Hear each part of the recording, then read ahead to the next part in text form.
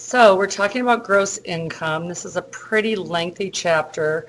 I think that I was just reminded that we finished up, we talked about annuities, we talked about life insurance, and we talked about biatical settlements. Anybody remember what that is? What is that? At a discounted rate and then pays you out and then they cash in on it. We talked about gifts and inheritances. I know exactly where we were. We talked about scholarships. We talked about if your employer pays premiums for your health insurance. And we are on the discussion about if your employer provides meals and lodging for you.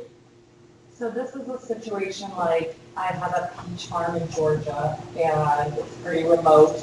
And so I pay for my workers to come stay on site. Or a ranch in eastern Montana.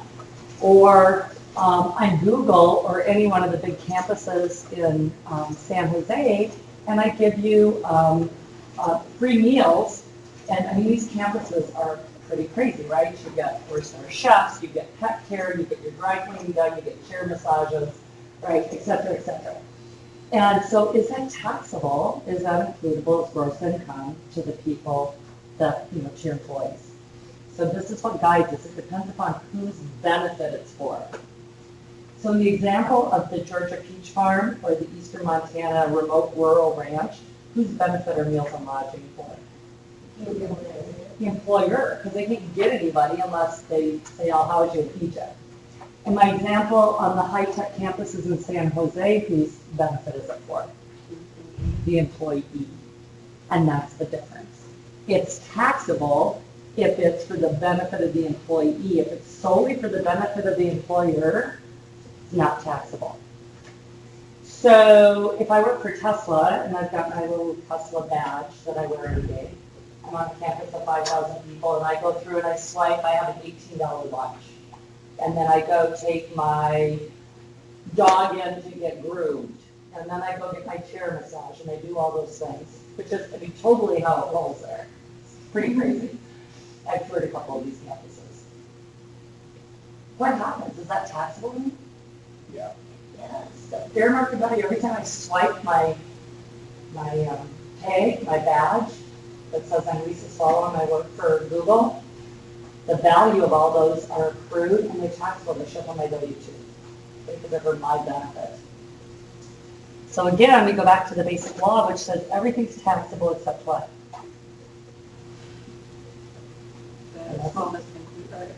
Unless it's specifically excludable. So, yeah, that's just how it rolls. So you think you're getting, I mean, you are still getting a chair massage and pet care, dry cleaning, and a 4-star lunch. But it's not free, is it? It's, how much does it cost you? Somebody came to you and goes, how much does it cost to me? I don't know whether I should take a tuna fish sandwich or have a 4-star lunch. Whatever. Marginal bracket times how much it costs. Yep. So it's your highest marginal tax bracket times whatever the benefit is. So if I'm in the 24% bracket and I get a chair massage and I have a lunch and I get my dog groomed, and in California it's probably twice that, 13, 14, 23. You know, the value of what I just had done is, and then of course in Cali you're paying a really high state income tax rate too. So it's 32% of that number. Okay. So, I mean, it still is value accrued to you, but it's not free. That's my point. Oh, sorry, plus of course what? Yeah. 40% of it's going in tax. I don't know how much of a benefit that is. Well, it totally depends. I mean, thing is, if you've got to get your dog groomed, it's going to cost you $80 regardless of where you go. This is, the chair massage is obviously something many people would do without. And my tuna sandwich cost me $3. You know, so, I mean. Yeah, when you look at it that way, if you were gonna do it anyhow. Right. I mean, this is probably the only thing that you're isn't optional. I mean, if you get your dog groomed. Anyways, we never groomed our dogs when our kids were at home because they were just dogs. Now our kids are gone. We take better care of them. Okay, muni bond interest. I think I've talked about this. This is when a municipality. Why don't you guys tell me what's a muni bond? What's it for? A bond that helps develop local new things, Yeah, like what? like a water treatment. Like a water treatment plant, like roads, like schools, like pump stations, right? So the city or the county or the locality issues a bond. They borrow $40 million. Here in Missoula, we do a lot of open space bonds, right? And we buy them as a community, and then we have to pay them back, right? And what happens is the interest rate is lower on muni bonds to make it less impactful on the city or county budget, because the interest on it is what? Tax-free where? Not to federal. It's tax-free to feds, and if it's an in-state Montana bond, it's also tax-free to Montana.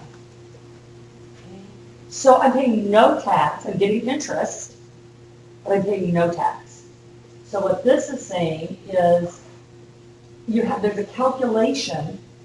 Let me just, that being very clear. The question is, if I've got a 6% muni bond, right, versus a 9% corporate bond,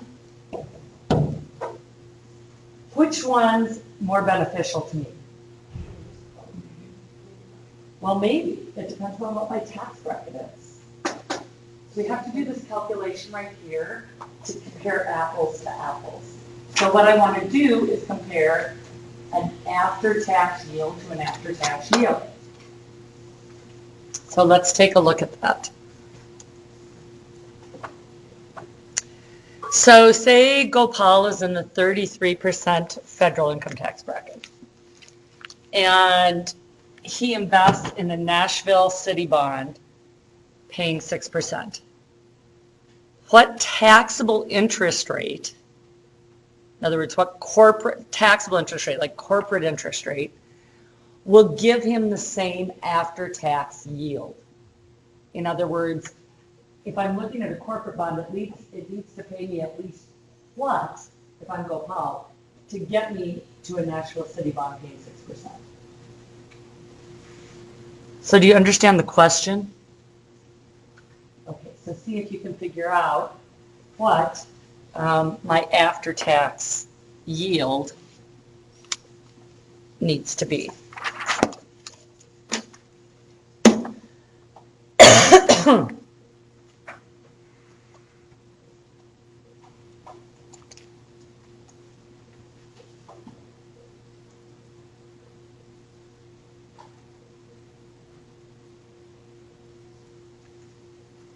What do I need to get on my corporate equivalence? 9%. That looks to be about right. 8.96. So who gets more value on a muni bonds? Low income people or high income people?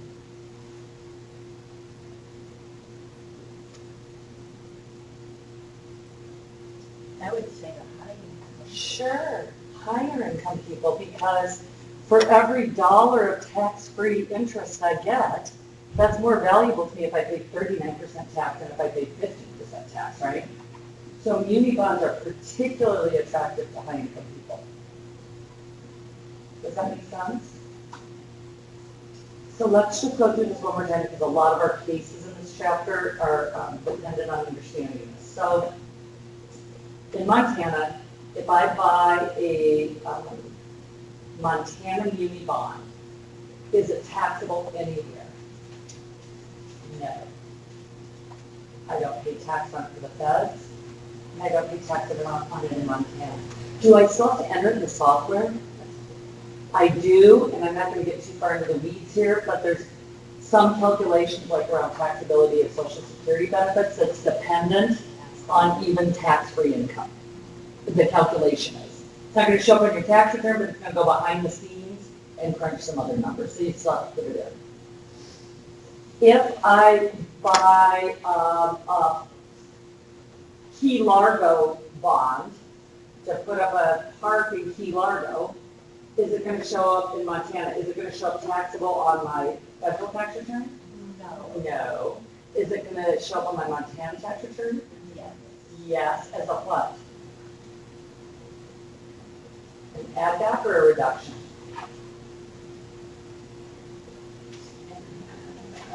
It's gonna show up as an add back because it's not in my federal AGI, is it? So I'm going to add it back. And if that wasn't intuitive to you, how would you see that? You would go to your Montana manual recap. And it's right in that column of add backs. If I'm in Montana and I invest in a double E bond, which is a what? What's a double E bond? That's a federal bond. Double E, double H, and I think we talk about. Yeah. What?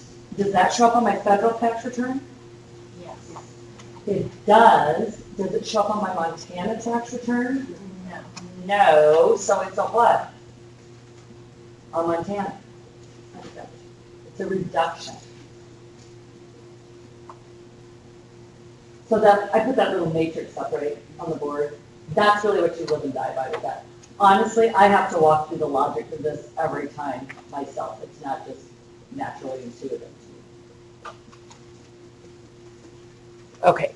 And corporate bonds, everybody pays tax on it everywhere. Unemployment comp. Is unemployment comp taxable? Yes. Yes, but take a look at your manual recap and tell me what's happened in Montana for it. It's a reduction.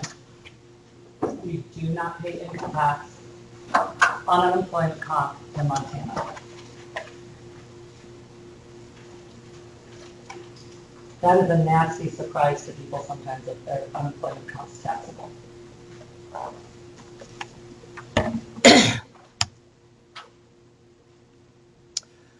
Oh, goodness. Okay. Employee fringe benefits. Now we're talking about, I was talking earlier about the massages and the pet care and the dry cleaning and meals and lodging. Now we're talking about, they call them your employer provided spending accounts. You mostly know them as flex plans or cafeteria plans, or I think in payroll I call them section 129 plans. And by the way, you should know this, these two little S's is when I say a section 125, what does that mean? Section 125 from what? From the Internal Revenue Code. Section 125 of the IRC, Internal Revenue Code. So like a 401k, that's the section, code section in the Internal Revenue Code. I work for a nonprofit, the university, so we have a 403B here instead of a 401k, section 403B from the Internal Revenue Code. So I think in payroll, I call them section 125s. And this was for flex? Yeah, so that's what this whole screen's about. So your employer, and there's so many permutations of these things. So let's not get too far into the weeds. Let's just kind of get the broad brush stroke. And there's some employers in Missoula that do this. I see this show up on W2s in Missoula. Your employer can put away up to $5,000 a year for your dependent care to help you pay for your daycare. The hospitals do this. I think the county does it. Also by 60 and private employers do it too. At any rate, that is not taxable to you. You can put away up to $2,600 a year in an FSA, which is also a flexible spending account for your health care. Okay, so these are pre-tax dollars that are coming out of your paycheck.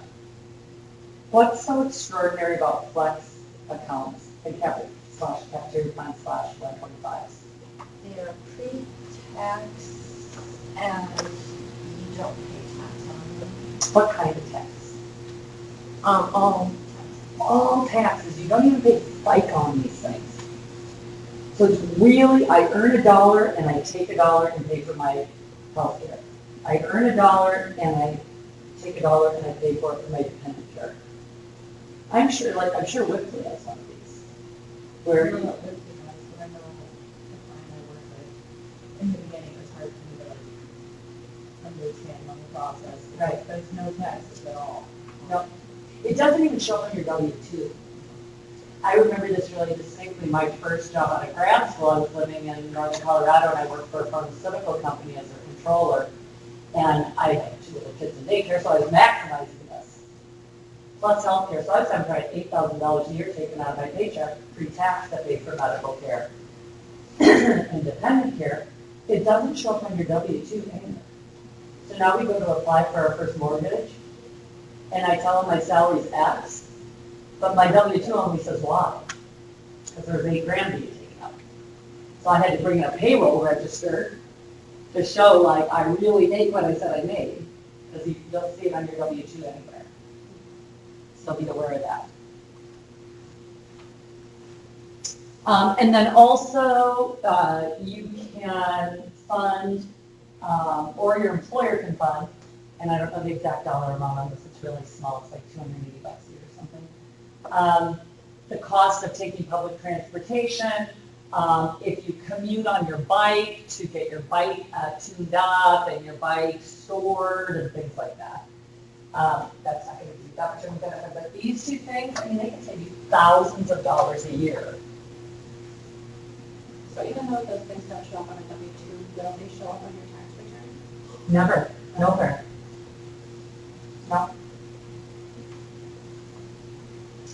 Use it or lose it. What's the big deal with FSAs? What does that mean? You know, until you the end of year, or sometimes it rolls over into the next year by a month or so, that you Yeah. want to use it or else it's gone.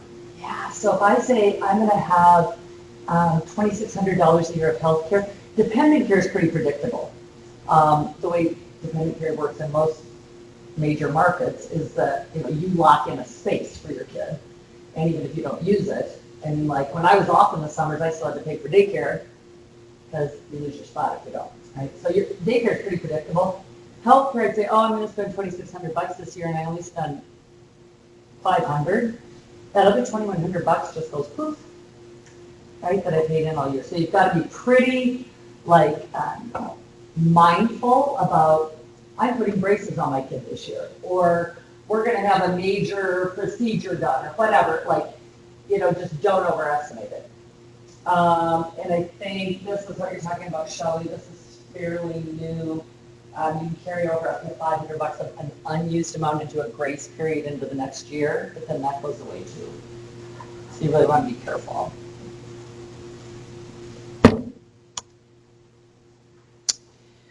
Okay, so this is just a laundry list of fringe benefits that the Internal Revenue Code specifically excludes. If my employer pays my premiums for life insurance up to a $50,000 face value, I don't have to put that on my W-2. What if my employer buys me Keyman Life and pays for a $1 million face value policy? Any premium attributable to over $50,000 of face value shows up. They can help you with my tuition, up to $5,250 a year if it's a non-discriminatory plan. You can read all these.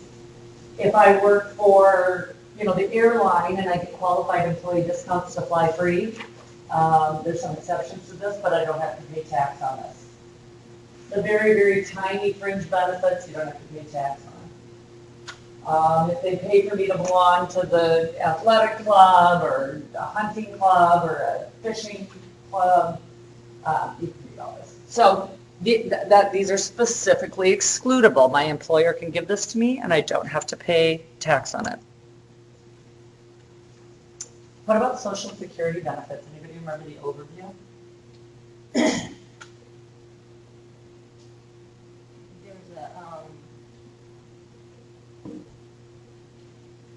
If you make over, or if you have an income over a certain amount, you will have to pay taxes on a portion Yep. of your social. People hate this. Because they're like, I'm paying tax on my own money. It's totally true. Social Security is returning your own money. I've already paid it in, I'm going to be taxed on it coming back out. Okay, so the maximum amount that you may be susceptible to include is 85% of your benefits. Or you may only have to include, is this up here, 50% of your benefits. Or if like you're living just on Social Security, you're not going to have to pay tax on any of it. It depends on what your other income is in retirement. These are just long-ass convoluted calculations. This is horrible to say, and I don't say it very often. I mean, I actually obviously can mathematically work it if I'm worried that my software's not doing it right.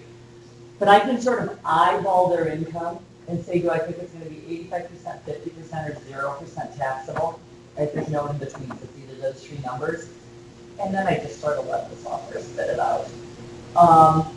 The base, there's worksheets if you're dying to see how you spend 40 minutes calculating one number on pages 25 and 26. And it basically takes your modified, this is called MAGI, modified adjusted gross income. And this is where your tax exempt interest comes into your MAGI calculation, plus half your benefits. And if that's less than a base amount, then it takes you to the different taxability, either 0, 50, or 85.